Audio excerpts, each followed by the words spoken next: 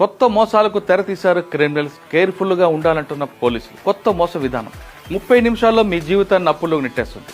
ఇది సాధారణ phone scam కాదు, ఇది మరింత ప్రమాదకరం. వాళ్ళు మీ డబ్బు, పాస్వర్డ్, ఓటీపీ అడగరు. వారు కోరేది మీ మంచితనం మాత్రమే. ఇటీవల malls, metro station, market, public ప్రదేశాల్లో ఒక కొత్త మోసం జరుగుతుంది.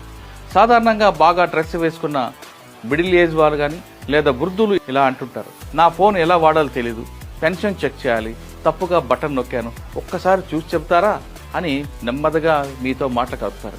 మీరు సహాయం చేస్తారని ఆశించి ఫోన్ మీ చేతిలో ఇస్తారు. అసలు ప్రమాదం ఇక్కడ మొదలవుతుంది. ఆ ఫోన్ అప్పటికే వీడియో కాల్లో ఉంటుంది, లేదా ఫోన్ రికార్డింగ్ ఆన్లో ఉంటుంది, లేదా ఫేస్ రికగ్నిషన్ అనుమతులు ఇచ్చి ఉంటుంది. అంటే ఎవరో మిమ్మల్ని చూస్తుంటారు, మీరు మాత్రం సహాయం చేస్తున్నారని అనుకుంటారు.